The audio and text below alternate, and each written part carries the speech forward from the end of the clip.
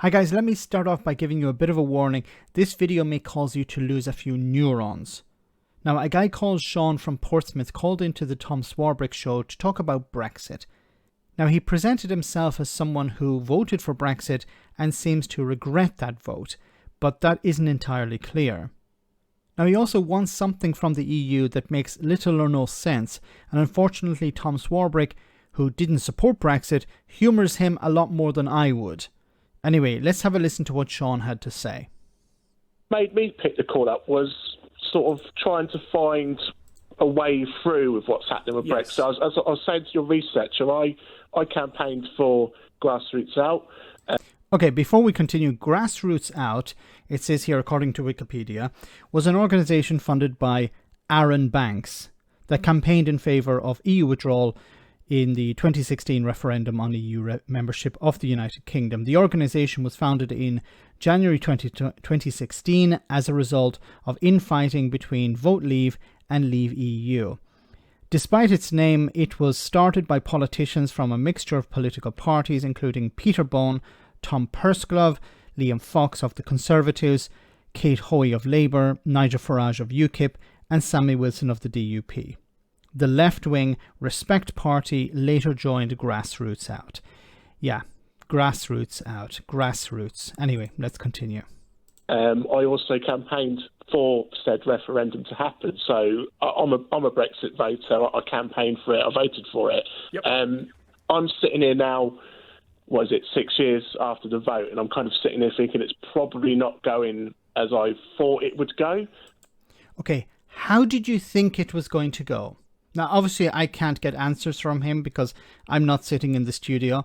I'm not asking the questions, but I would love to know, what did Sean expect would happen? And I think that's probably the most polite way I can put it on a family show.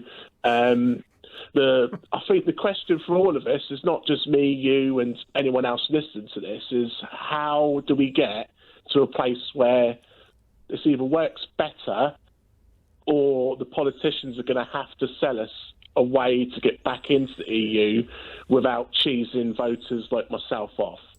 So you want politicians to sell you the idea of rejoining the EU, but you don't want them to piss you off at the same time. Now, he said here, cheesing off voters like me. Now, I don't know if he means specifically him or people like him. So how can politicians sell the public the idea we need to rejoin the EU, but we better not piss off people who voted to leave, or people who still think Brexit was in some way worth it? I think that's an impossible task. That's the only way I can think around it. And the other thing that's sort of rubbed me over the last few years is how Brexit voters like myself are painted as racists, or Sean, listen, we're Little Englanders and all the rest of it. And okay, so why are Brexit supporters, not so much voters, but Brexit supporters, insulted as called racists and bigots and xenophobes? Because most of them present themselves in that way. I don't know Sean, so I can't ask him these questions, but your average voter who voted for Brexit and still thinks it's a good idea, if you ask them about, for example, immigration, what's your opinion of people crossing the channel? In most cases, not all cases, but in most cases, they will say, we need to send them back. We need to turn the ships around. We need to use the military, the navy to attack these boats. We need to, these people are coming to steal our jobs, or maybe not steal jobs in this case, to take advantage of the system, to pump out babies, to take advantage of our goodwill and, live off the state. This is the sort of language you hear from them. They're trying to change our society, change our culture, destroy our culture. That's what you hear from them. From the people, I'm not saying all of them are like that, but that's the sort of language you hear from them. One of your colleagues does this quite regularly on your station, and Sean, I just think you need to be reaching out to people. Sean, you won't get any of that from me. My question would be, and unfortunately, Tom Swarbrick doesn't ask it, my question would be, why did you vote for Brexit? What were you voting for? Now, if he starts talking about economic things, we can drill down. But unfortunately, in most cases, when you ask enough questions, you get down to the core, and the core is generally immigration. But unfortunately, we won't hear that here. I didn't vote to leave. I voted to remain.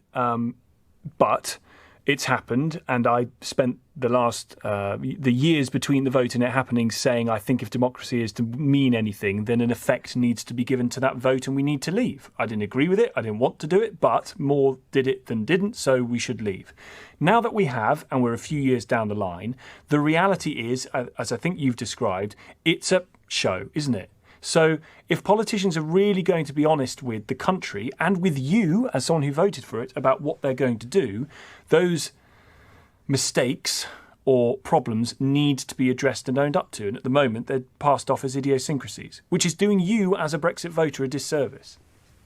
I agree with you. I think if you don't face reality of what's happening in the country, I think that's part of the problem and not part of the solution. And it's continuing like the bad blood. I'd like to have more open and honest conversations with people about it, but I'm actually afraid to say anything anymore because I just get dogs abuse, and I'm so fed up. Look, I'm not going to give him dogs abuse, and I don't think Tom is going to give him dogs abuse. I'm not going to give anyone abuse. My question would be simply, why did you vote for it? What were you expecting to happen? And do you regret that? Those would be my question. I don't think that's dog's abuse. I'll put this to you because there's obviously an economic and political consideration to this as well. So as not to annoy voters like yourself who voted for it, if Rishi Sunak said, listen, we've got a problem here, it's not working out very well, one of the things we could do quite quickly, perhaps in this made-up world, is we'll go back into the customs union. We won't be able to sign any free trade deals with any other countries, but in reality, even the former DEFRA secretary of the Australian deal the other day said it wasn't worth the paper it was written on.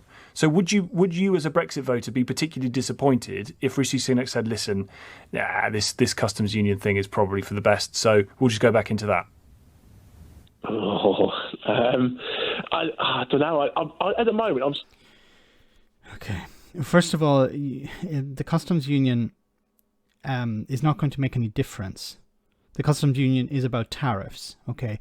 I think what Tom is talking about here is the single market, and you can't just quickly go back into the single market. You need to become a member of the European Union first, or you become part of the trade association, which, you know, the biggest, I think it's the biggest country there, Norway, is saying, no, we don't want Britain in here. So the other alternative is joining the EU and then joining the single market. And this guy, you know, not the customs union, because the customs union is just about tariffs. It's not about free movement of goods and people. It's just about tariffs. And, you know, there's no real advantage there. Now, it serves a purpose for Turkey, but it's not going to serve a real purpose for Britain. They need to join the single market, but in order to do so, the real route is via EU membership. And this guy on the phone doesn't really care about that so much. Seeing it as a sort of a failure of negotiation, I think, as well. I think that's not helping us. If we're negotiating these free trade deals and they're no good, I'm then looking at the politicians and saying, what are you doing in these negotiations to come back from these with such bad deals? And the same thing is, cast your mind back to the referendum. David Cameron did exactly the same thing. He went to the European Union, came back with a duff deal, put it to the vote, and here we are. What is he talking about here? These trade deals that were signed after Brexit, he's trying to say, well, if we got a better trade deal, that would in some way legitimize Brexit. The biggest trading partner the UK has is the EU. It's not Australia, it's not Japan, it's not Mexico. It's the EU. It's EU member states. Like, what? Yeah, if we got a better trade deal with Australia, that would have legitimized Brexit. What is he talking about?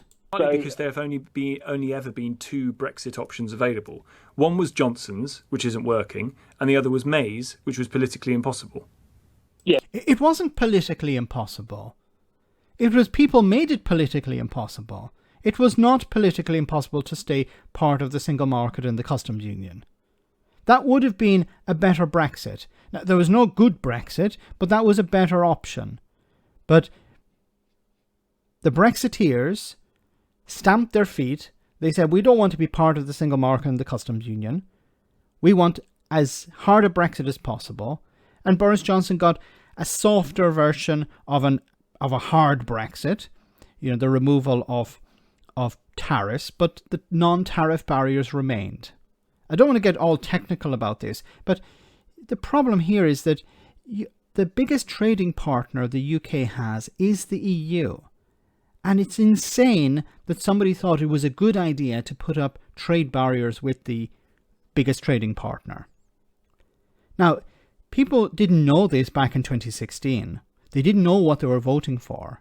Obviously, they didn't know what they were voting for because you had Daniel Hannan on one side saying, no one's talking about leaving the single market. And then you had Nigel Farage on the other side talking about how, we'll be like Switzerland or we'll be like Norway, or no, we're not going to be like Switzerland, or we're not going to be like Norway.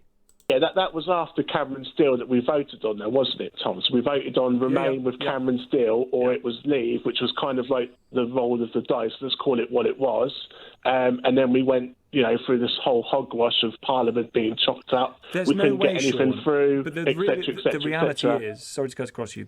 But what happened in Parliament after is an internal British problem. It's nothing to do with Brexit. It's nothing to do with the EU. The reality is, there is no way, if this is going to be remedied to any extent, there is no way you're not going to be a bit annoyed, because it's going to mean being closer to the European Union, politically and in trade terms. I think you're probably right. I think there's probably going to have to be a level of compromise, but I just don't know what level I'm prepared to give. What you're willing to give. You voted, and it's not just you voted, you campaigned as part of Grassroots Out. You campaigned, you convinced the public, you convinced other people in your family, people in your community, that it would be a good idea to go down this road. And you're not taking any responsibility for that. You're not saying, actually, we were wrong. I'm sorry. Let's try and fix it. No, you're complaining again. I wouldn't like to be that close to the EU. What the hell do you want?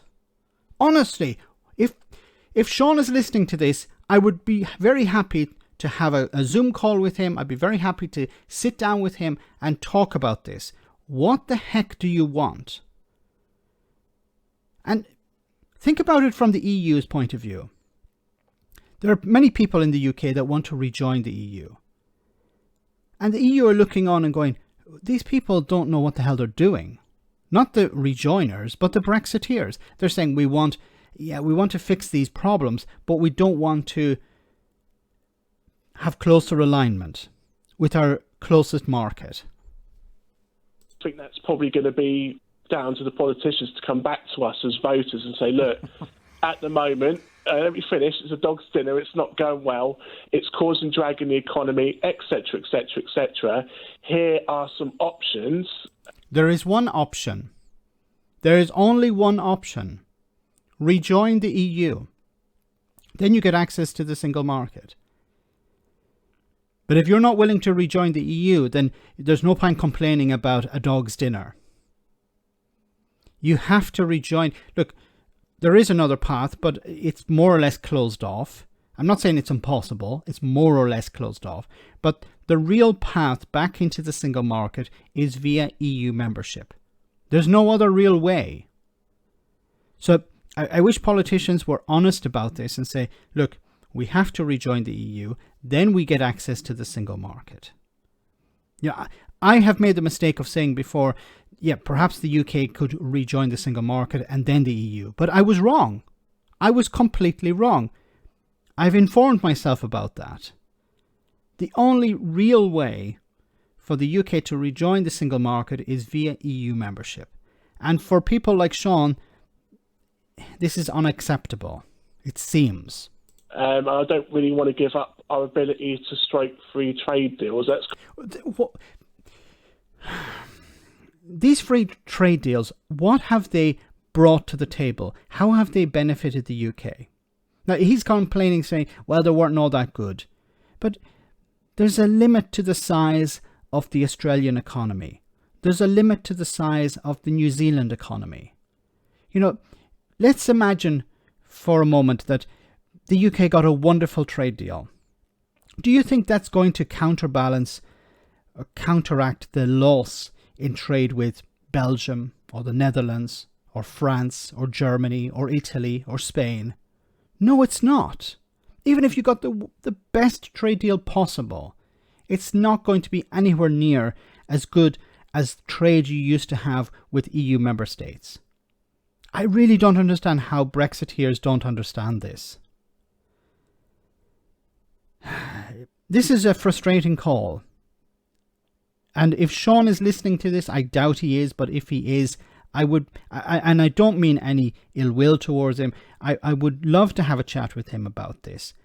And look, I'm not an expert, but looking at what's happening, I can see that the only real way to resolve these problems is through EU membership. That's the only way back in to the single market, through the EU. And you have to bite the bullet and you have to say, look, we were wrong. We told people it would be wonderful. We sold them the sunlit uplands, but we were wrong, and we have to be honest about that. A little bit of honesty is what people need at the moment. Let me know in the comment section, guys, what you think. As always, your comments are greatly appreciated. Thanks a lot.